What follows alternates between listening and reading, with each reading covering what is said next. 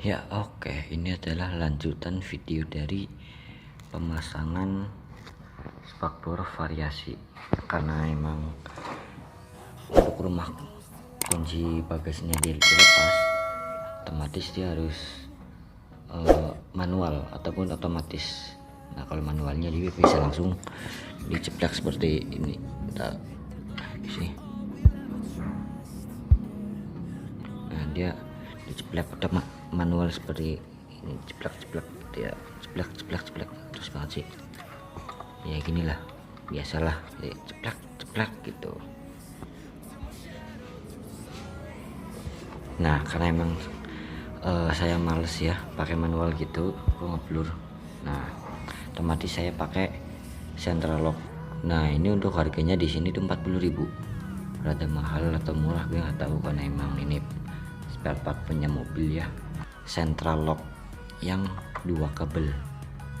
Nah biasanya kalau saya kemarin beli itu disandingin satu paket, ada yang 4 kabel, 2 kabel dan yang lainnya. Nah saya yang beli yang 2 kabel biar simpel dan mudah gitu. Nah untuk alat bahannya yang pertama adalah central locknya yang 2 kabel ya, hitam merah biar lebih jelas. Terus ada lagi soket, nah seperti ini. Nah ini ya soketnya. Nah terus ada lagi, nah ini saya beli apa namanya, sikring atau fuse.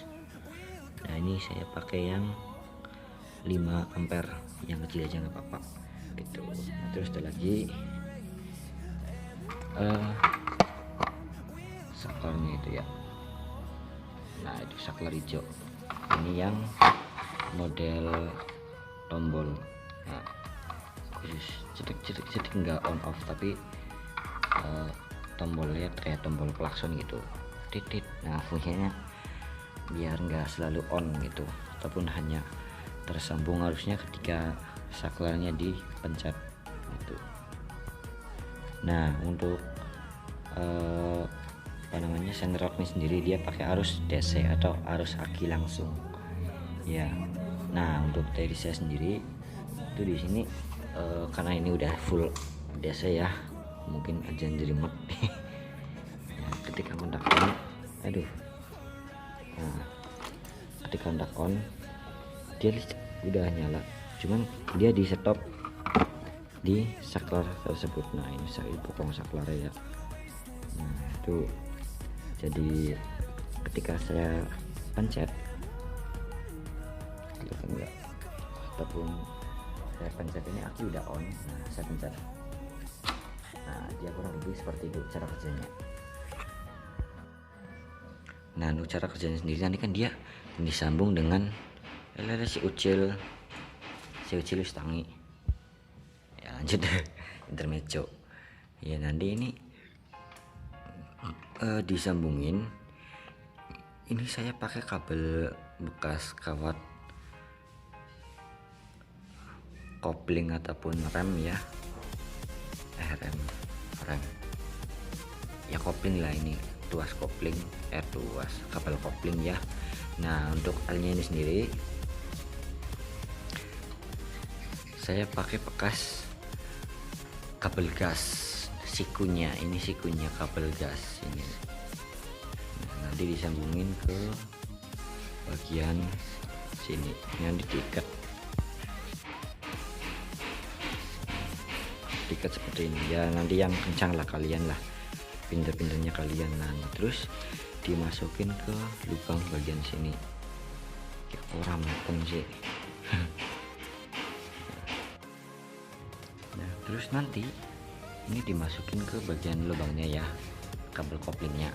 Nah ini dimasukin, nah, terus nanti diganjel ataupun diikat menggunakan baut setelan kopling yang ini nih ya. Nah terus kita coba langsung ya, saya disambungin ini disambungin ya.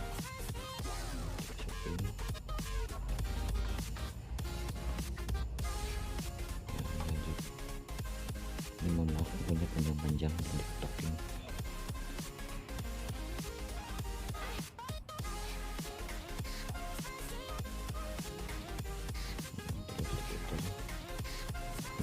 kelihatan ini kelihatan ada serpihan ataupun yang nyongak itu bisa kejeblos. Nah ini udah kita tarik. Nah kontak ini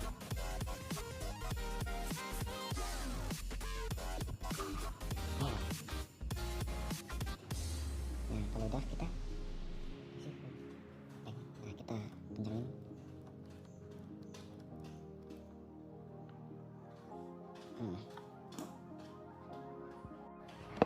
Oke, nah kurang lebih kalau udah jadi, nah seperti ini. Dia kan kencang. Oke, kita coba ya, kita tutup dulu.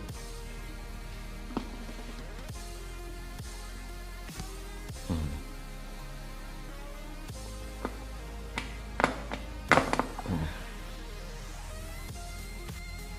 dia udah mancing. Kita coba on kan kontak. Udah on, sakurannya sedia. Nah, ntar kita coba cara kerjanya seperti gimana. Nah kurang lebih seperti itu ya teman. Kita coba lagi. Aduh panas banget sih. Kita coba lagi.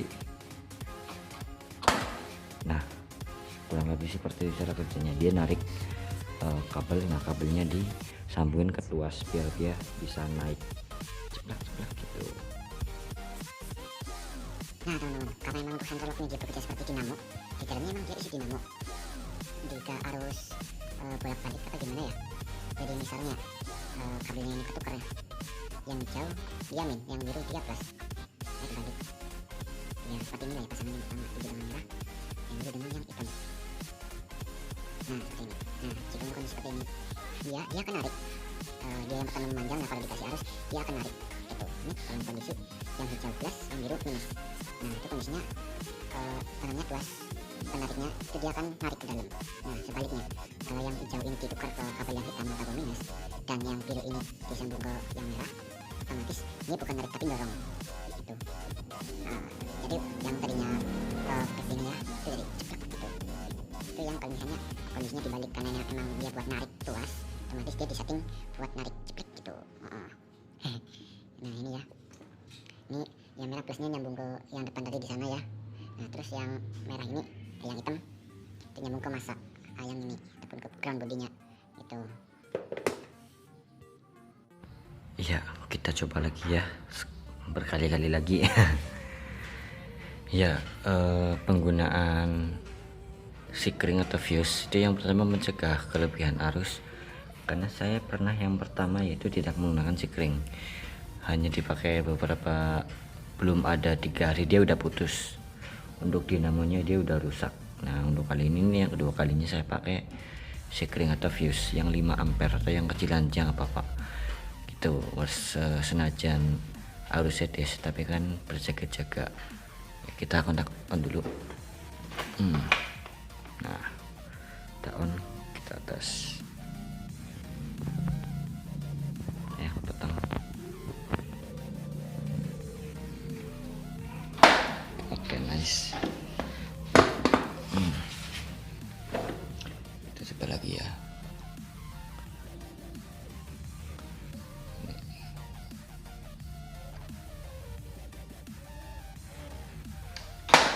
Oke, berjalan dengan lancar. Ya, kurang lebih seperti itu aja ya. Antisipasi pembuatan ataupun membuka joknya pakai mekanik ataupun manual. Saya pakai ini apa namanya, central lock ya. Kurang lebihnya ya mungkin itu aja yang bisa saya buat tutorialnya. Mungkin next yang lainnya bisa kalian komen ataupun DM ke saya aja ya. Gitu. Oh ya lupa, nah untuk dudukannya ini saya menggunakan kabel disk. Nah ini kabel disk ya. Nah untuk yang ini juga nyambung ke bagian dalam ini ya. Ini kan ada celah, kalau dibuka dia ada celah sedikit. Nah ini Yang ini saya 2 buah kabel disk, nah yang ini 1 kabel disk. Ini udah cukup, ini udah ada 1 bulanan, alhamdulillah awet gitu. Oke, ketik sarannya jangan lupa ya teman-teman, biar saya makin greget, biar buat kontennya. Oke, salam motovlog dari Wangon Haji Barang. Dadah.